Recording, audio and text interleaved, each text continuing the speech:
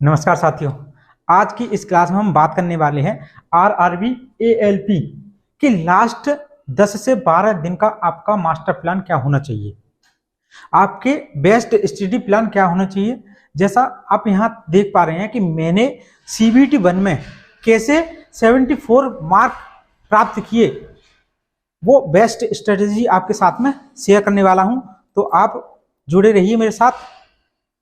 और यहाँ हम बात करते हैं 10 से 12 दिन के बाद अब क्या करना है आपको। अब तक आपने क्या पढ़ा है, क्या नहीं पढ़ा है, अब क्या करना है। बात क्या होने वाली है, अब क्या करना है। तो सबसे पहले आपने जो भी हैंड रिटन नोट्स आपने बनाए हैं उनको ही फॉलो करना है। क्या करना है, जो आपने हैंड रिटन नोट्स बनाए हैं अपने, केवल आप उन्हीं को पढ़ें। सबसे पहली बात, मेन बात क्या करना है कि आप जो आपने किसी भी टीचर से पढ़े हैं अभी तक और अपने द्वारा नोट्स बनाए हैं उनको ही केवल हम पढ़ेंगे, ठीक है। आप उसके बाद क्या करना है, मैथ के जो क्वेश्चन हैं, मैथ के लंबे लंबे क्वेश्चन ना सॉल्व करें।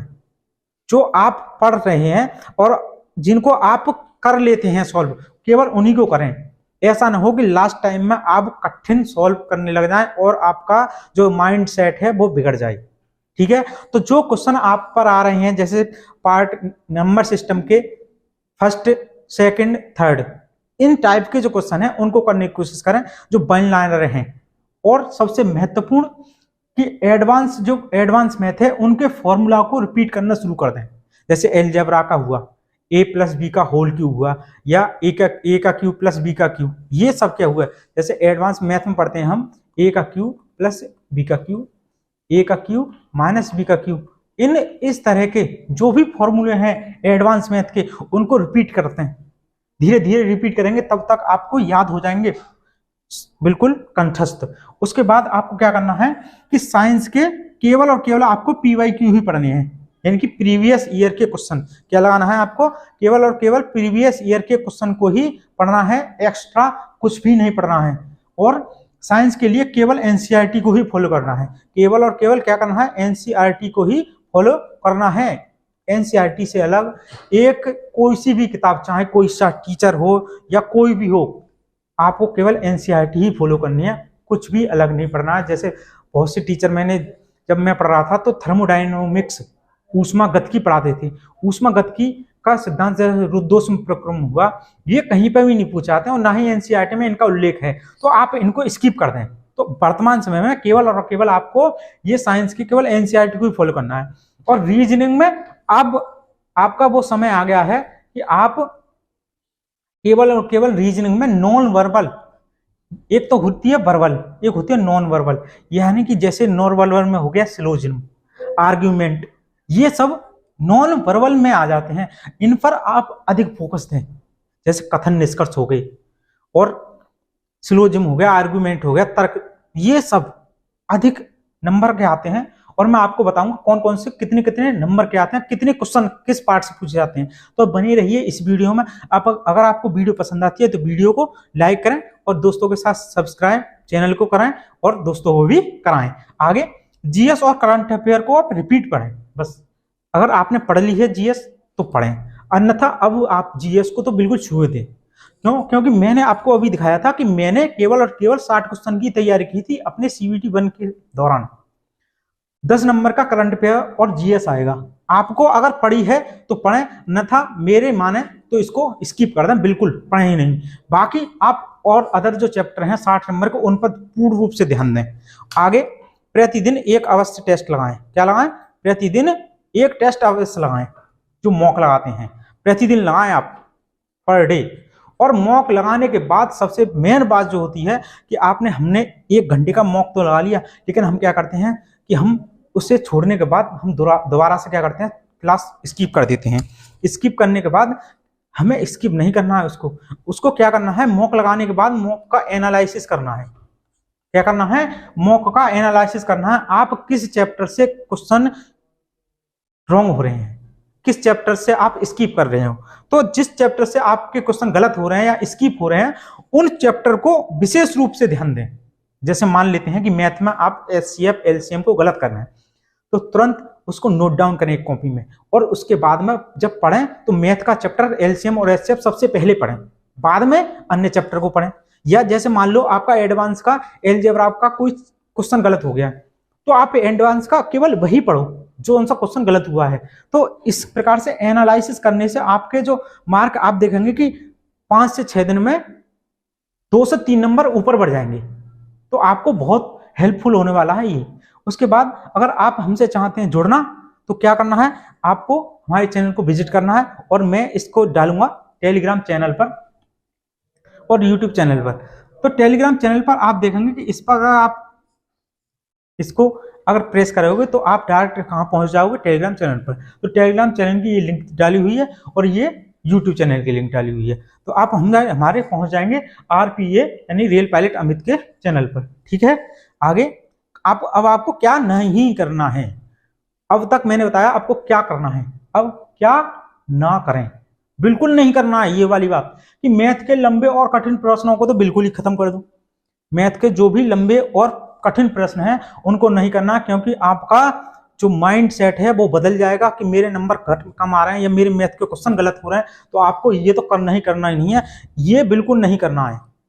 एडवांस मैथ अगर नहीं पढ़ा है अभी तक तो घबराएं नहीं, उसको पढ़ना बंद कर दें।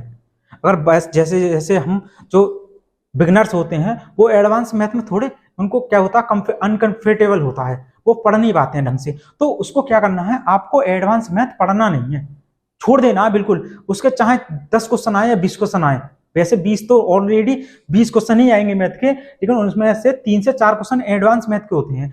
तो आपको अगर अभी तक नहीं पढ़ा है तो बिल्कुल नहीं पढ़ें, और घबराने की जरूरत नहीं है, क्योंकि मैं आगे इसका सॉल्यूशन भी बताऊंगा। और अभी क्या करना है, अर्थमेटिक जो है उसी पर फोकस करना है।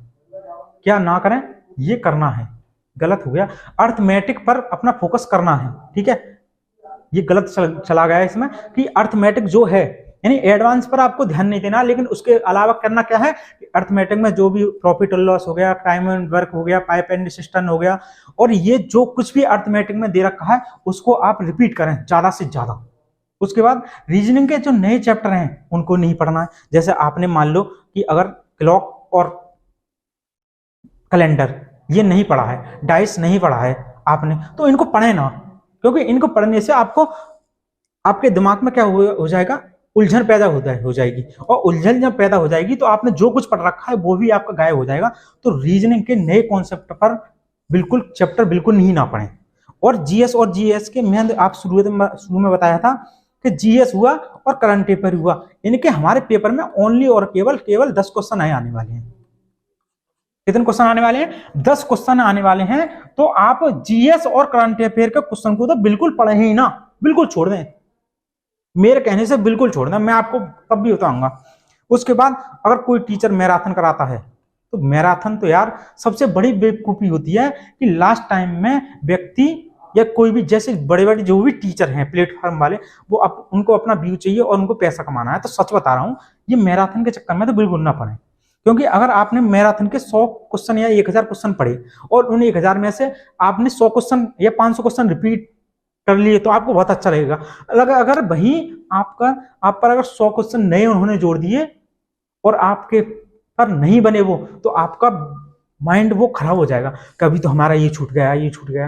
बिल्कुल आप केवल जितना हो उसके सिलेबस को रिपीट करने की कोशिश करें, जितना भी है आप रिवीजन करें, धुआंधार रिवीजन करें। लेकिन मैं कहूंगा जो मैंने अभी तक ये बात बताई है उनको ही फॉलो करें, उनसे अलग फॉलो बिल्कुल ना करें।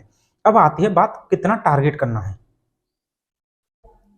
टारगेट भी तो पता होनी चाहिए हमें कितना। जब तक आपको टारगेट नहीं पता होगा आप बिल्कुल पेपर सॉल्व कर ही नहीं पाओगे। तो टारगेट करना है ये वाला, कितना टारगेट कि मैथ में आप कम से कम 20 में से 15 से 16 सही करने की कोशिश करें। 15 से 16 सही बिल्कुल राइट होने चाहिए। अगर आपके 14 तक हैं तब भी आपको काम चल जाएगा। यहां अगर यहां आप 14 क्वेश्चन राइट कर रहे हो, मतलब सही आ रहे हैं आप नेगेटिव के बाद में, तब भी आपका सही है ये। और साइंस में भी मान लिया अगर आपका 15-16 सही है, साइंस भी 20 नंबर की आएगी और मैथ भी 20 नंबर का आएगा। कितने नंबर के आएंगे, तो 20 क्वेश्चन इसके होंगे यहाँ पे और 20 क्वेश्चन ही इसके होंगे यहाँ। और 25 क्वेश्चन इसके होंगे और 10 क्वेश्चन इसके होंगे। कुल मिलाकर कितने होंगे? 75 क्वेश्चन। यानी 20 क्वेश्चन मैथ के, 20 में से आपको 15-16 अगर नहीं हो रहे तो 14 तो राइट करने ही करने हैं। 20 क्वेश्चन साइंस के हैं। साइंस में अगर 15-16 कर पा रहे हैं तो बहुत अच्छी बात है, और 15-16 में एक यानी 14 तक है, लेकिन राइट होना चाहिए 14, तब भी ठीक है आप। और रीजनिंग में, अगर रीजनिंग में आप 25 में से 20-21% सॉल्व करके 20 क्वेश्चन अगर राइट बैठ रहे हैं आपके, 20 में अगर आपके 19 भी बैठ रहे हैं ना, यहाँ 19 भी करेक्ट हैं, रीजनिंग में अगर 19 भी करेक्ट हैं, तब भी आप बहुत अच्छे परफॉर्म करने वाले हैं। और जी को जीएस की आपने अगर बिल्कुल नहीं पढ़ा है तो आप 100% 3 से 4 क्वेश्चन तो करके ही आएंगे। इसमें मान लेते हैं हम 2 क्वेश्चन, आप इतने करके आने वाले हैं। 2 क्वेश्चन तो, क्योंकि इसमें 10 क्वेश्चन में थे, 10 क्वेश्चन में से जो जीएस के क्वेश्चन आएंगे वो बहुत सिंपल आएंगे, जो हर कोई करेगा। और अगर करंट अफेयर आपने जो नॉर्मल पढ़ रखी है ना, वो 100% अगर 7 या 6 से 7 क्वेश्चन अगर करंट अफेयर के आते हैं, तो उसमें से 2 क्वेश्चन ऐसे होते हैं जो हर कोई करके आता है, जो नॉर्मल पूछे जाते हैं। तो मैं इसमें मान चलूंगा आपको 2 से 3 क्वेश्चन, 2 से 3 क्वेश्चन ये आप बिल्कुल राइट करके आने वाले हैं। इतना तो 14 दूनी 28, और 28 और 20 कितना हो गया? 48 और 2 और 3 51, लगभग 50 क्वेश्चन, ऑन एवरेज 50 क्वेश्चन। मैंने देखो ये बिल्कुल छोड़ दिया था, यहां केवल मैं 2 क्वेश्चन लेके चल रहा हूं 8-10 में से। आप हर कोई करके आने वाला, 10 क्वेश्चन पक्का करके आते हैं सब।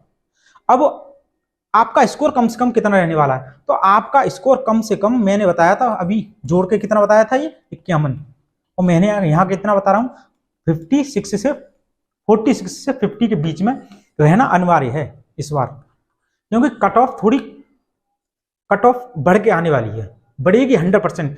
पहली बात तो ये समझ लो कि पिछली बार 18,799 वैकेंसी थी, अब के 9,000 कुछ वैकेंसी हैं, मान लो 10,000, लेकिन 9,000 कुछ ही है, 9,500 करीब। और उससे बाद में जो हमारे साथ में लड़के, जैसे मैंने ALP क्वालिफाई कर लिया है, मेरा ज्वाइनिंग लेटर बाकी है, लेकिन मेरे साथ में जो लड़के 0.1 से 0.25 से 0.5 से जो भी बच्चे रह गए हैं, वो अपनी रफ्तार को दोगुनी मेहनत कर देंगे। तो आपको फाइट किससे करनी है? तो आपको कम से कम स्कोर कितना करना है? 46 से 50 के बीच में अनिवार्य है रहना इतना। उसके बाद आपको लड़ाई किससे लड़नी है, किससे लड़ना है, ये है आपका मेन। आपको लड़ाई किससे लड़नी है? तो मैंने अभी बताया कि जो लास्ट ईयर मेरे साथ में जो 0.5 से रह गए हैं, या 1 नंबर से रह गए हैं, या 2 नंबर से रह गए हैं, आपको फाइट करनी है उनसे। तो आपको सोचना पड़ेगा। और जो लड़के क्वालिफाई हो गए साइको में, और साइको के बाद में वो डिस्क्वालीफाई हो गए, यानी बैटरी 1 में, बैटरी 2 में, बैटरी 3 में, या किसी एक बैटरी में डिस्क्वालीफाई हो गए, उनसे आपको लड़ाई लड़नी है। और जो इनसे अलग जो कोई नहीं बताएगा आपको, वो है अपना जो जोन चेंज करने वाले हैं। कौन? जोन चेंज करने वाले जो लड़के हैं। जैसे मान लो मेरा है बेंगलोर जोन, बेंगलुरु जोन है मेरा, कहां पर? कर्नाटक में। बेंगलुरु जोन है कर्नाटक में। और अब मैं आना चाहूं गोरखपुर, कहां पे आना चाहूं? गोरखपुर। या मैं आना चाहूं अजमेर, तो भैया मैं आपकी बात तो मानूंगा नहीं, मैं तो पेपर देने जाऊंगा। लेकिन फिलहाल मैं नहीं जाऊंगा, लेकिन मेरे जैसे काफी लड़के आपको मिलेंगे जो अपना जोन चेंज करना चाहते हैं, जो दूर चले गए हैं। जैसे मान लो बेंगलोर हुआ, चेन्नई हुआ, ये दूर हो गए हैं, तो अपना जोन, अपने होम टाउन आना चाहते हैं दोबारा से। जैसे गोरखपुर हो गया, अजमेर हो गया, चंडीगढ़ हो गया, बिलासपुर हो गया, या प्रयागराज हो गया, पटना हो गया, ये सब। तो आपको दोबारा ALP जो बन गए हैं उनसे भी आपको टकराना है, कट ऑफ उनसे भी लड़नी है। आपकी लड़ाई इन लड़कों से है। समझ में आया नहीं आया? अब किन किन बातों पर ध्यान दें अपने अपने चैप्टर में। तो सबसे पहले आपको बताता हूं सिलेबस कौन सा, रीजनिंग का। रीजनिंग में आपके कहां से कितने क्वेश्चन पूछने जाते हैं। तो सबसे पहले हम बात करने वाले हैं कोडिंग डिकोडिंग। कोडिंग और डिकोडिंग सबसे ज्यादा क्वेश्चन पूछे जाते हैं। कोडिंग डिकोडिंग के 2 से 3 क्वेश्चन हर पेपर में 3, 16, 17 और 18 तारीख को होने वाले हैं, आपको ये जरूर देखने को मिलेगा। और नंबर सीरीज 2 तरह की होती है, नंबर और मिसिंग। तो 3 से 4 क्वेश्चन देखने को मिलते हैं, कभी कभी यहाँ 2 से 3 भी रह जाते हैं। और सिलोजिज्म इसका तो 100% है भाई, 100%, 2 क्वेश्चन आते ही आते हैं 100%। ब्लड रिलेशन का 1 क्वेश्चन या 2 क्वेश्चन, ये भी 100% है। हर तो 100 आएंगे तो सब इसी में से। तो इस तरीका से आप देख सकते हैं, जो भी मैंने यहाँ पर लिखा हुआ है कि आप ज्यादा किस पर ध्यान देंगे। जैसे सीटिंग अरेंजमेंट हुआ, और सीटिंग अरेंजमेंट में किस पर ध्यान देंगे, तो आप जो सर्किल में बैठाते हैं, जो आपको सर्किल में बैठाता है कि 8 व्यक्तियों को बैठा देता है, पूछता है किसका कौन सा स्थान है, ठीक है। उसके बाद आप यहां से जाके पीडीएफ या हमारे चैनल से जुड़ सकते हैं और टेलीग्राम चैनल से भी जुड़ सकते हैं। आगे अब बात कर लेते हैं मैथमेटिक्स की। परसेंटेज से 2 क्वेश्चन पूछे जाते हैं, प्रॉफिट एंड लॉस से लगभग 2 क्वेश्चन पूछे जाते हैं, ज्योमेट्री और त्रिकोणमिति से 2 से 4 क्वेश्चन ये पूछे जाते हैं, रेशियो और प्रोपोर्शन से 3 क्वेश्चन, टाइम एंड वर्क से। और यहां आपको बता दूं, जो एज है ये वाला 100% है, आप एज वाले को पढ़ के जाएंगे 100%। यहां से 1 क्वेश्चन आपको देखने को मिलेगा 100%। तो इस प्रकार आप यहां देख सकते हैं, जो जो भी लिख रहा है नंबर सिस्टम से 3 से 4 क्वेश्चन। अगर वीडियो आपको पसंद आती है तो वीडियो क्या करना है, लाइक करना है, चैनल को सब्सक्राइब करना है, और अपने दोस्तों के साथ इस वीडियो को, क्योंकि उनका भी भला हो, दोस्तों के साथ शेयर जरूर करना है। मिलते हैं नेक्स्ट वीडियो में, तब तक के लिए धन्यवाद। जय हिंद, जय भारत।